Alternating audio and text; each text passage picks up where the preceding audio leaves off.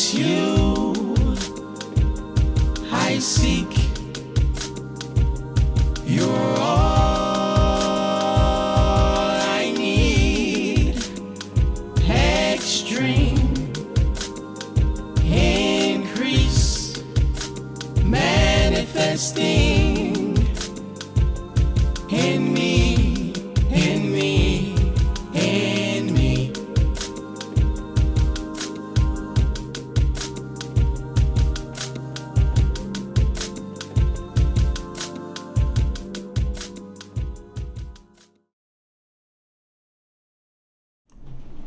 What it do, what it do? Ooh. Boy, I am late, man.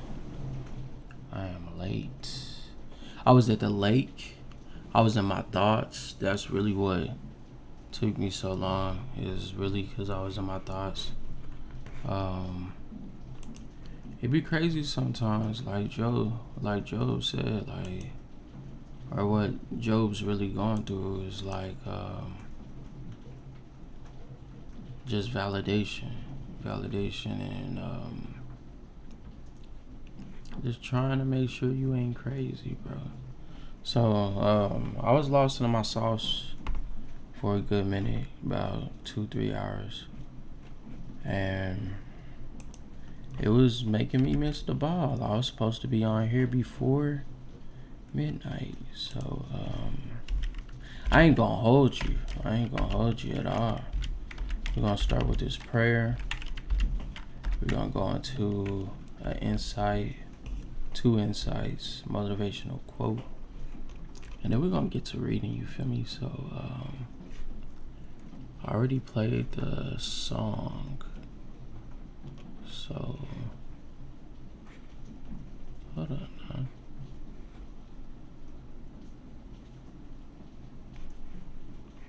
I already played the song, so I just gotta make sure that we straight.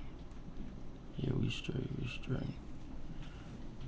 So I already played the song. We're gonna get into the prayer, and it is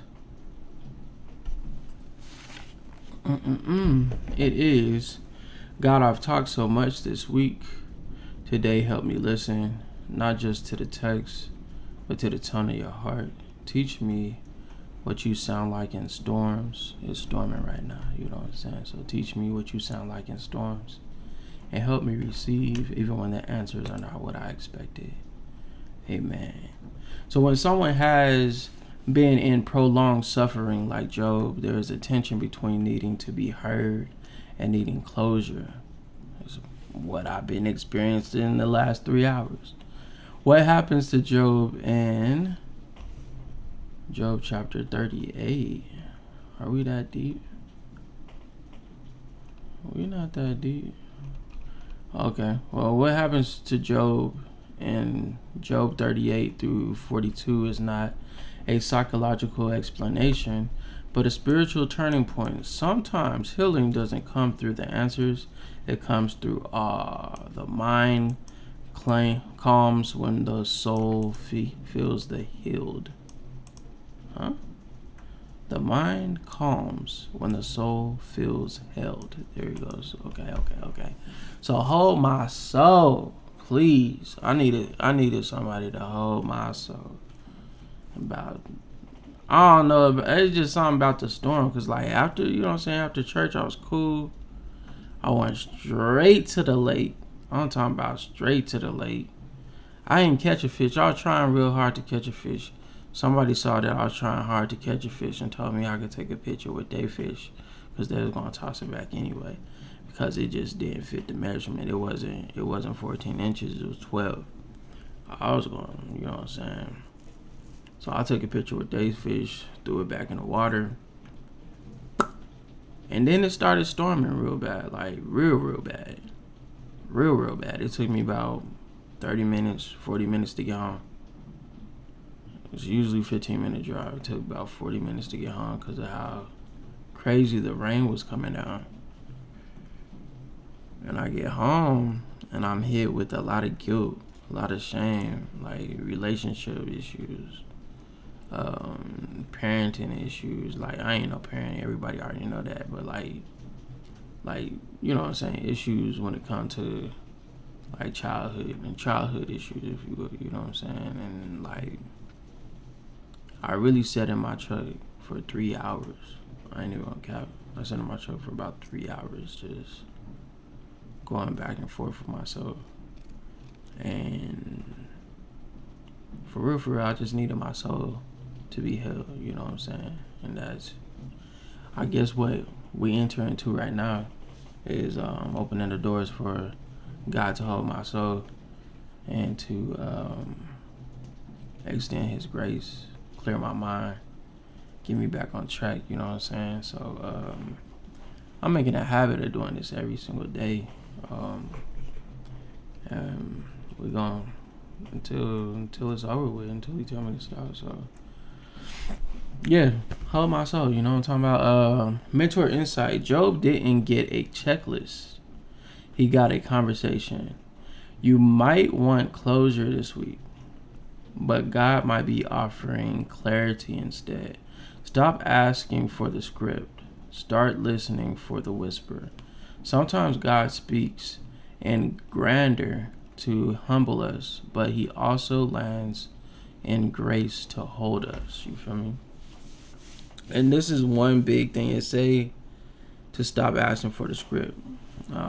And today, this lesson today, or this reading session today, is unscripted. Like, I had to remove all the scripts. Like, when I was originally creating this reading plan, about the end of me like actually creating the plan, I said, hey, like, over the course of time, might want to like record this and put it on YouTube or anything like that.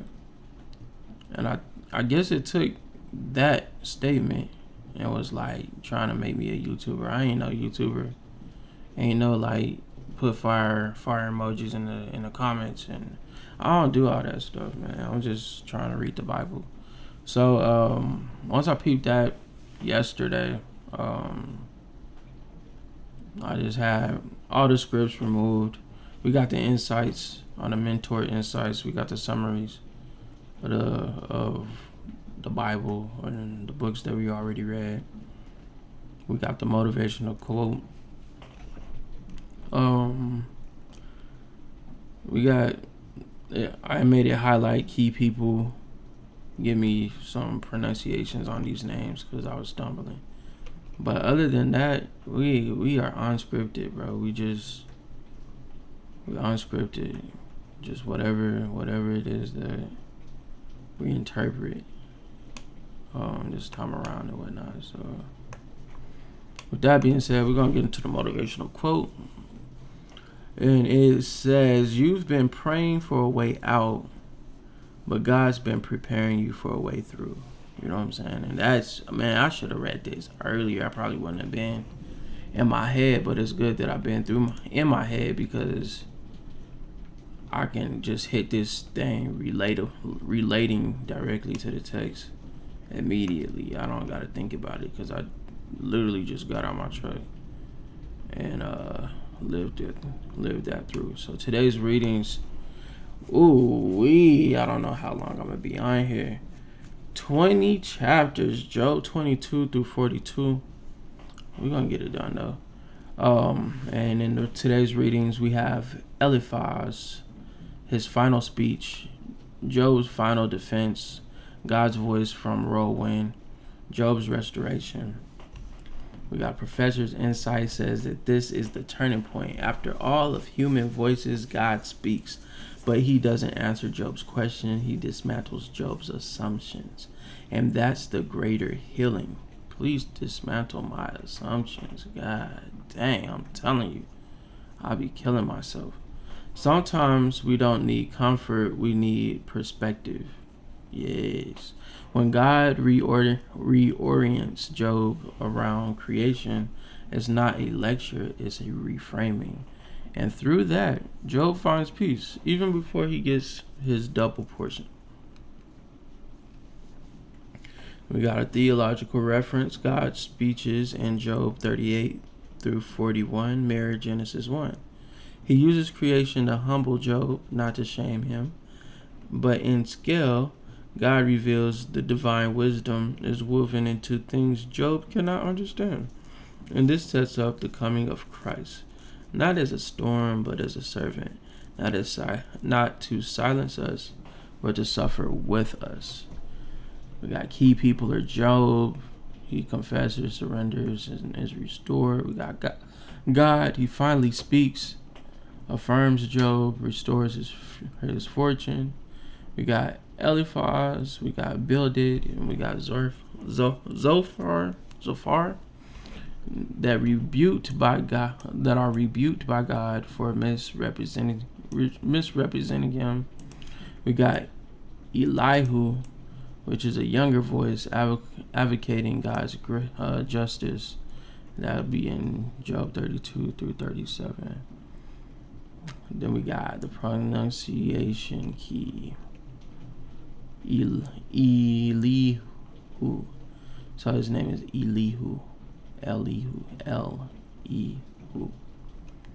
And then we got Leviathan. Leviathan.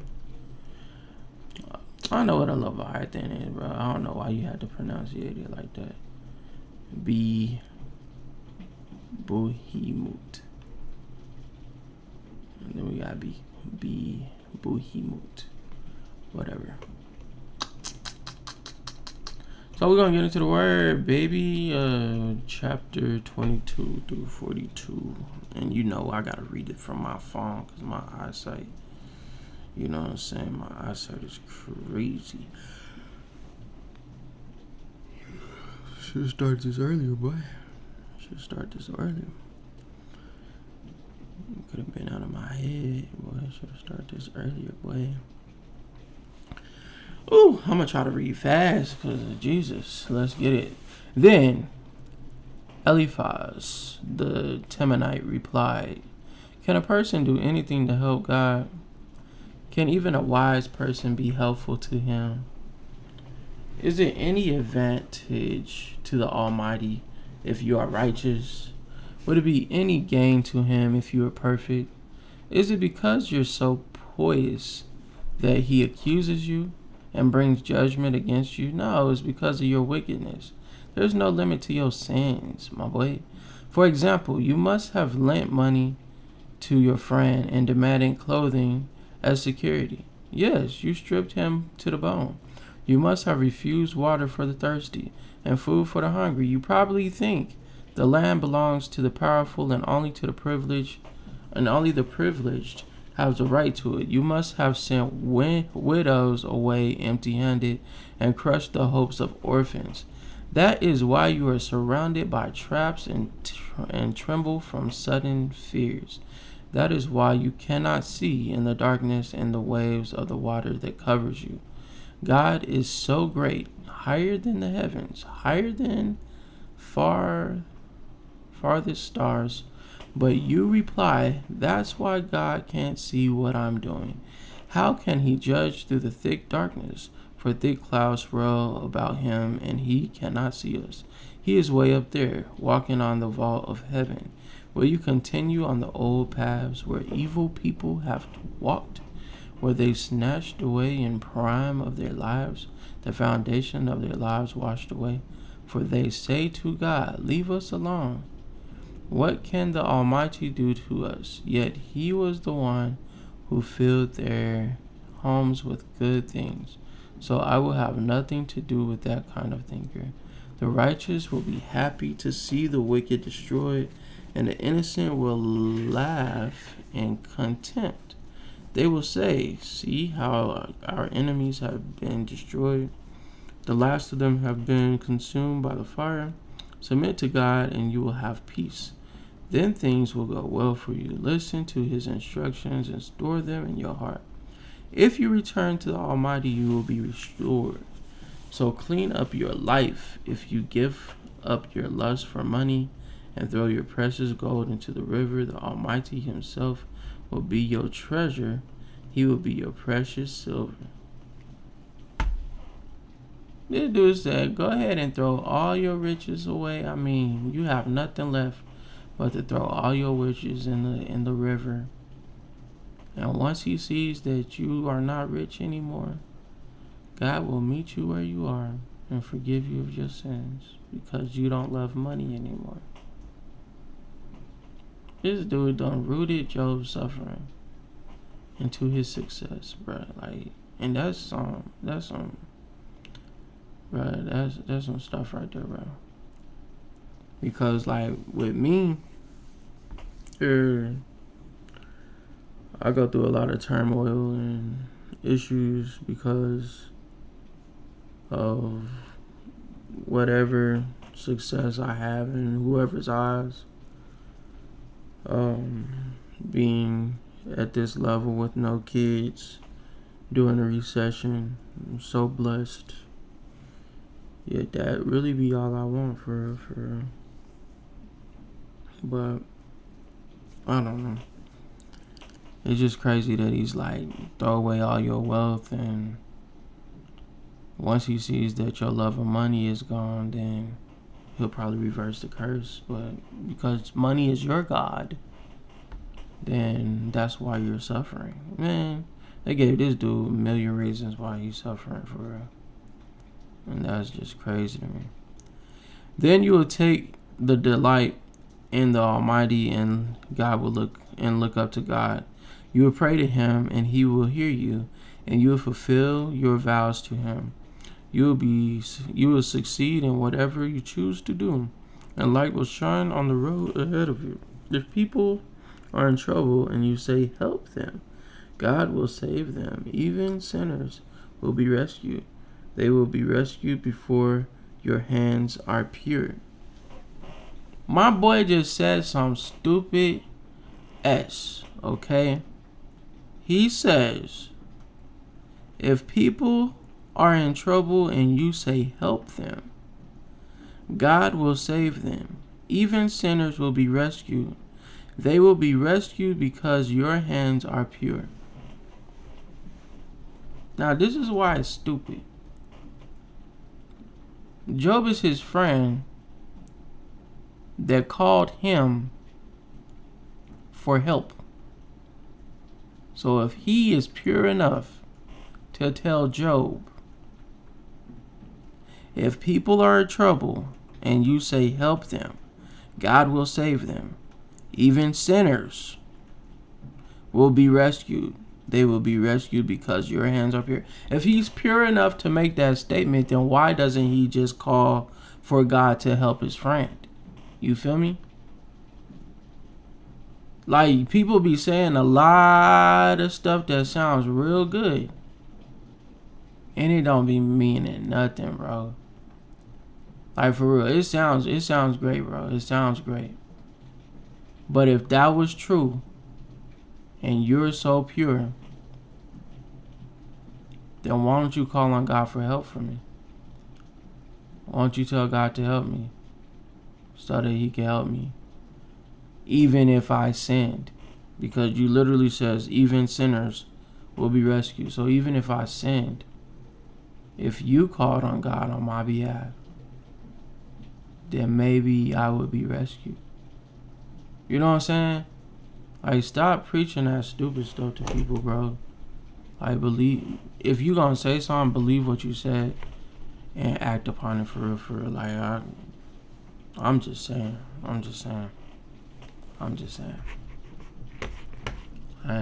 saying, bro. For real. Let me move this over here because it seems like I'm looking away. But I'm just saying.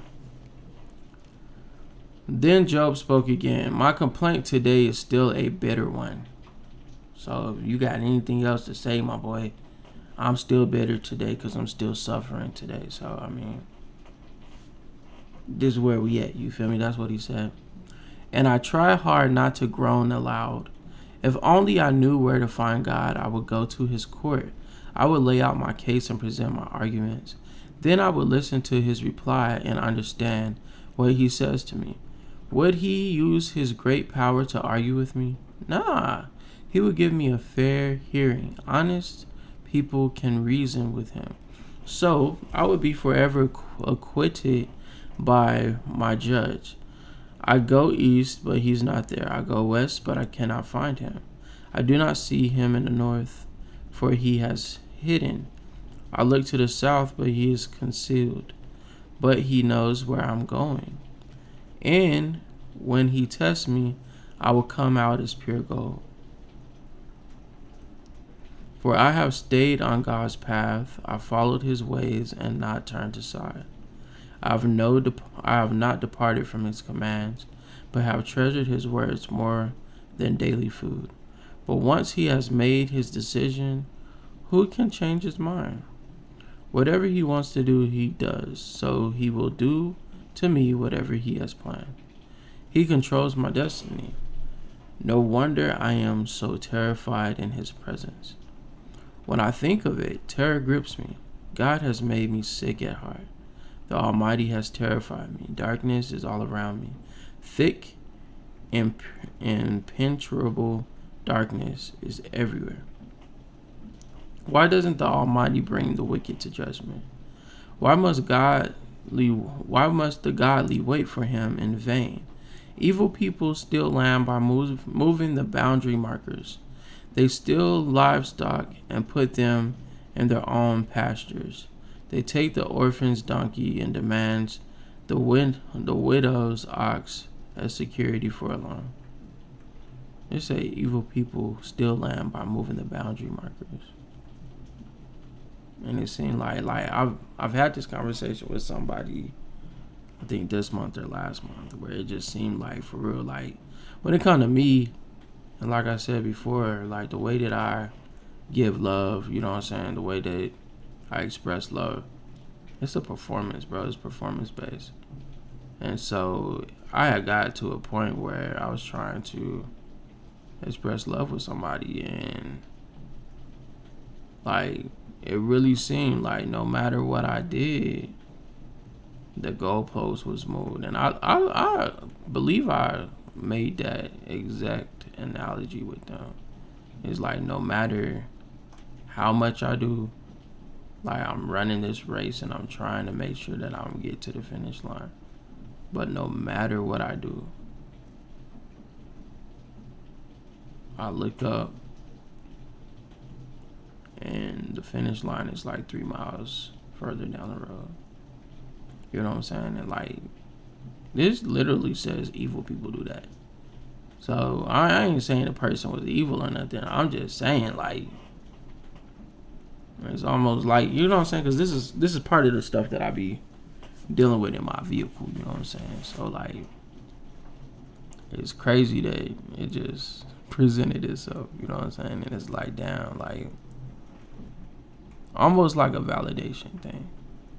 Like almost like my soul right now is being held, saying, hey, I see what you talking about.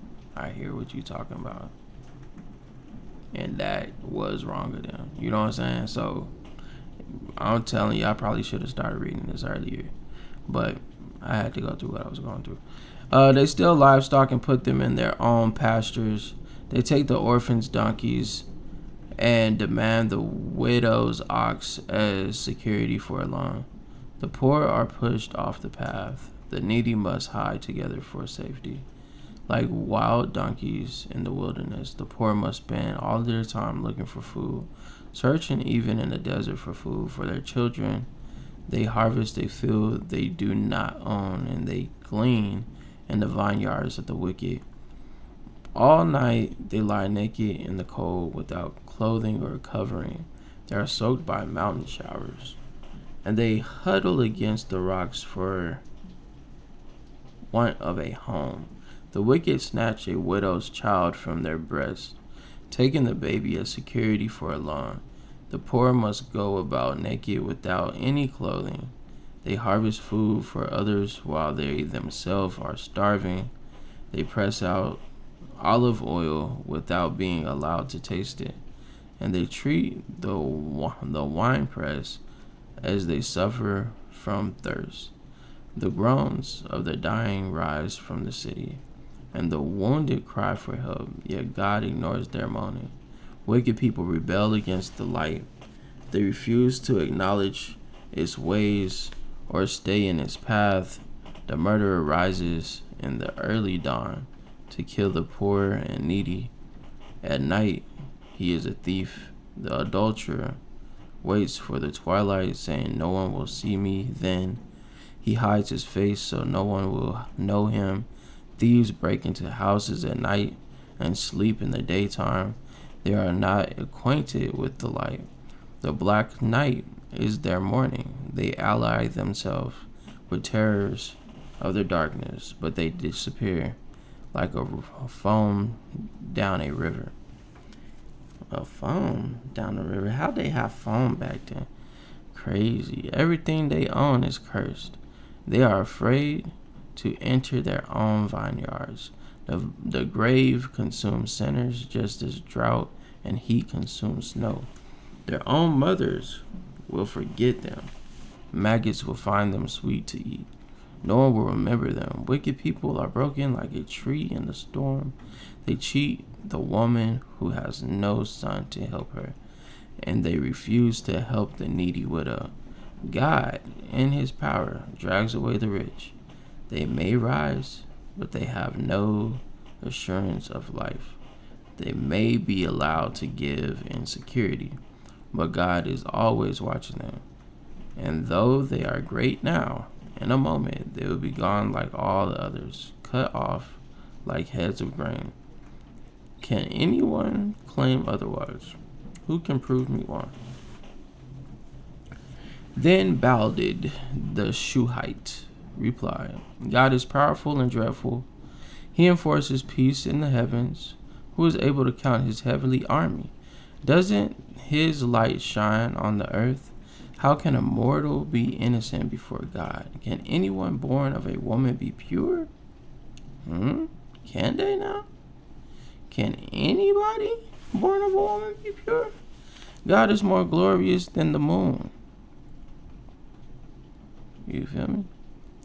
He shines brighter than the stars. In comparison, people are maggots. We mortals are mere worms. Then Job spoke again. How you have helped the powerless. How have you saved the weak? How have you enlightened my stupidity? What wise advice you have offered. Where have you gotten all these wise sayings? Whose spirit speaks through you? The dead tremble, those who live beneath the waters. The underworld is naked in God's presence. The place of destruction is uncovered. God stretches the northern sky over empty space and hangs the earth on nothing. He wraps the rain in his thick clouds, and the clouds don't burst with the weight. He covers the face of the moon, shrouding it with his clouds. He created the horizon when he separated the waters. He set the boundary between the day and night. The foundations of heaven tremble. They shudder at his rebuke. His power, by his power, the sea grew calm. By his skill, he crushed the great sea monster. His spirit made the heavens beautiful. His power pierced the gliding serpent.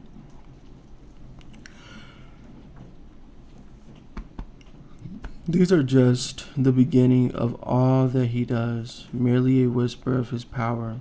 Who then can comprehend the thunder of his power? Job continues speaking. This is chapter 27. I vow by the living God who has taken away my rights, by the Almighty who has embittered my soul. As long as I live, while I have breath from God, my lips will speak no evil, and my tongue will speak no lies. I will never concede that you are right. I will defend my integrity until I die. I will maintain my innocence without wavering. My conscience is clear for as long as I live. Was his conscience clear though? He was talking about curse the day I was born. Was his conscience really clear? I don't know. Let's keep going. May my enemy be punished like the wicked, my adversary like those who do evil. For what hope do the godless have when God cuts them off? and takes away their life. Will God listen to their cry when trouble comes upon them? Can they take delight in the Almighty? Can they call to God at any time? I will teach you about God's power. I will not conceal anything concerning the Almighty, but you have seen all this, yet you say all these useless things to me. This is what the wicked will receive from God. This is their inheritance from the Almighty. They may have many children, but the children will die in war or starve to death. Those who survive will die of a plague, and not even their widows will mourn for them. Evil people may have piles of money and may stow away mounds of clothing, but the righteous will wear that clothing, and the innocent will divide that money. The wicked build houses as fragile as a spider's web, as flimsy as a shelter made of branches. The wicked go to bed rich, but wake to find that all their wealth is gone. Terror overwhelms them like a flood, and they are blown away in the storms of the night. The east wind carries them away, and they are gone. It sweeps them away. It swirls down on them without mercy. They struggle to flee from its power, but everyone jeers at them and mocks them. You feel me? People know where to mine their silver and how to refine gold. They know where to dig iron from the earth and how to smelt copper from rock. They know how to shine light in the darkness and explore the farthest regions of the earth. They made flashlights back then? Crazy. And they search in the dark for one. They sink a mine shaft into the earth, far from where anyone lives. They descend on ropes swinging back and forth. Food is grown on the earth above, but down below, the earth is melted by fire. Here the rocks contain precious lapis lazuli, and the dust contains gold. These are treasures no bird of prey can see, no falcon's eyes observe, no wild animal has walked upon these treasures, no lion has ever set his paw there. People know how to tear apart flinty rocks and overturn roots of mountains. They cut tunnels in the rocks and uncover precious stones. They dam up the trickling streams and bring to light the hidden treasures. But do people know where to find wisdom? Where can they find understanding? No one knows where to find it, for it is found among the living.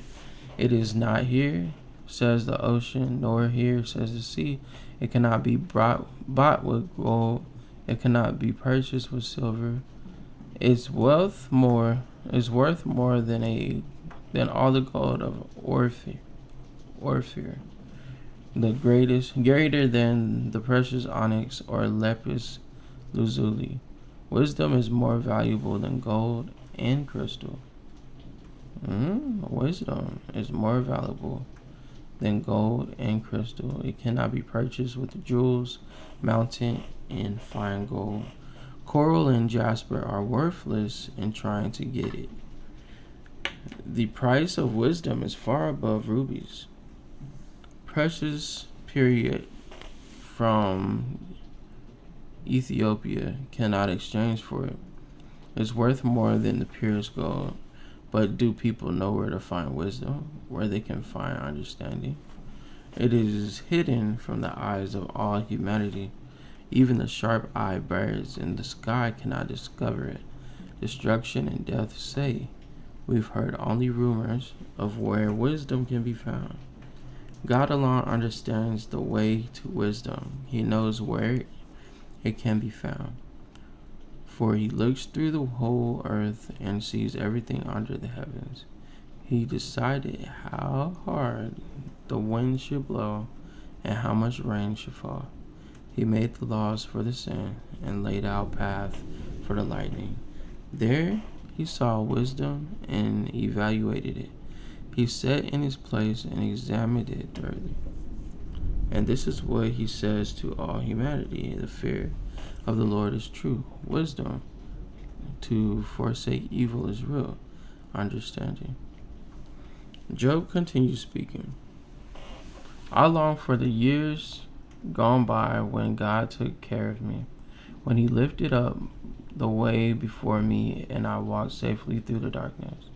When I was in my pride, God's friendship was felt in my home. The Almighty was still with me and my children were all around me. My steps were awash in cream and the rocks gushed olive oil for me. Those were the days when I went to the city gate and took my place along the honored leaders. The young stepped aside when they saw me, and even the aged rose in respect at my coming. The prince stood in silence, put their hands over their hearts. The highest official of the city stood quietly, holding their tongues in respect. All who heard me praised me. All who saw me spoke well of me, for I assisted the poor in their needs, and the orphans who returned or who required help. I helped those without hope, and they blessed me. And I caused the widow's heart to sing for joy. Everything I did was honest, righteous, covered me like a robe, and I wore justice like a turban. I served as eyes for the blind and feet for the lame.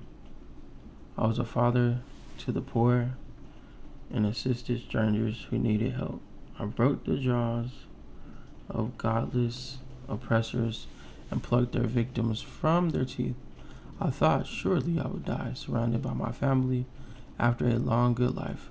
For I am like a tree whose roots reach the water, whose branches are refreshed with the dew. New honors are constantly bestowed on me, and my strength is continually renewed. Everyone listened to my advice. They were silent as they waited for me to speak. And after I spoke, they had nothing to add, for my counsel satisfied them. They longed for me to speak as people long for rain. They drank my words like a refreshing spring rain. When they were discovered, I smiled at them. My look for approval was precious to them. Like a chief, I told them what to do. I lived like a king among his troops and comforted those who mourned. Oh, shoot. Jesus Christ. But now I am mocked by people younger than I, by young men whose fathers are not worthy to run with my sheepdogs. A lot of good they are to me, those worn out wretches. They are gaunt from poverty and hunger. They claw the dry ground and desolate wastelands. They pluck wild greens from among the bushes and eat from roots of broom trees. They are driven from human society, and people shout at them as if they were thieves. So now they live in the frightening ravines.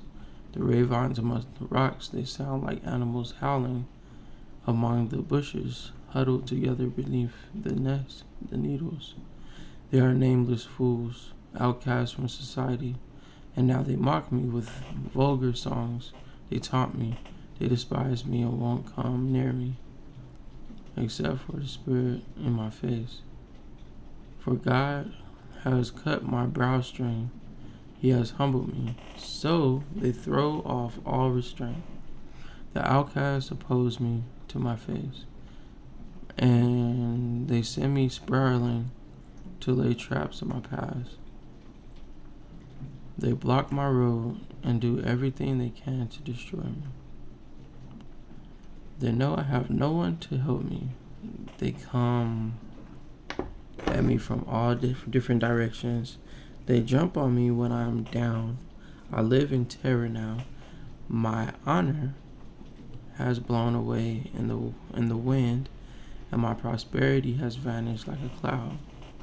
And how my life seeps away, depression haunts my days. At night, my bones are filled with pain, which gnaws at me relentlessly. With a strong hand, God grabs my shirt. He grabs me by the collar of my coat. He has thrown me into the mud. I'm nothing more than dust and ashes. I cry to you, O God, but you don't answer. I stay before you, but don't even look. But you don't even look. You have become cruel towards me. You use your power to persecute me. You throw me into the whirlwind and destroy me in the storm. And I know you are sending me to my death, the destination of all who live. Surely no one will turn against the needy when they cry for help in their trouble. Did I not weep for those in trouble? Was I not deeply grieved for the needy? So I looked for good, but the evil came instead.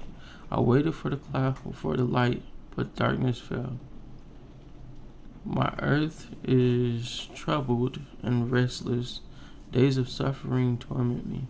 I walk in gloom without sunlight, and I stay in the public square and try to help. Instead,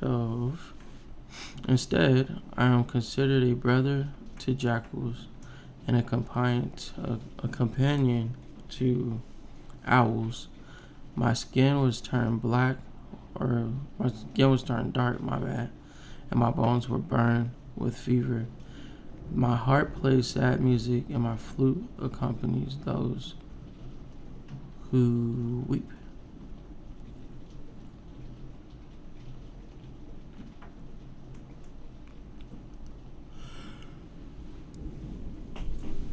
What did John say for real? Hold up, bro. This John said into 42. I ain't even gonna cap on you because I feel myself falling asleep while I'm reading this. I don't know if I'm talking in tongues. I'm pretty sure if y'all can understand what I'm saying, I might be talking in tongues, bro. I ain't even gonna cap. No, I'm just playing. But I know that I fell asleep like 3 times while I was reading this. And it is approaching 1 o'clock in the morning. So I am going to give y'all a little closing prayer. And when I wake up bright and early, I'm going to pick back up at Job 31. I ain't even going to cap. That's the first thing we're going to do in the morning. I ain't even going to cap. So a closing prayer. God, thank you for sitting with me in the raw places. Thank you for not needing me to be perfect, to be present. When I don't understand, help me to trust. When I want to run, help me to remember you are not running from me. Turn my pain into perspective. Turn my questions into connection. And walk with me even when the answers don't come. Amen. And may the Lord have a blessing on the reading and the doing and the applying of His word. Yes, smell me. Like tomorrow we're going to be back. Like I said, bright and early. Job chapter 31 through 42. And before we close the night out after that, we're going to come back with the readings for tomorrow. So we only spent about 45 minutes on here. Today, we probably would have knocked this out in about an hour and a half, which is good because we're good on timing now. So, like I said, bright early in the morning, whenever I wake up, I'm brushing my teeth, I'm taking a shower, I'm praising God, and then I'm back in His word with y'all in the morning. So holla at your boy. Thank you for tuning in even though it's late. And you can actually, like I said, you can check these videos in 30 days will be deleted from Facebook. The YouTube is ordered in bulk right there in the top corner right there, ordered in bulk. Just type that into YouTube and you will see your boy's page. I got all the videos on there. We will be doing shorts and whatnot on there as well. So anyways, thanks for tuning in with me. Late at night, I'm about to go to sleep, and I will catch y'all in the morning. Hit me with my outro. I almost forgot, baby. Hit me with my outro.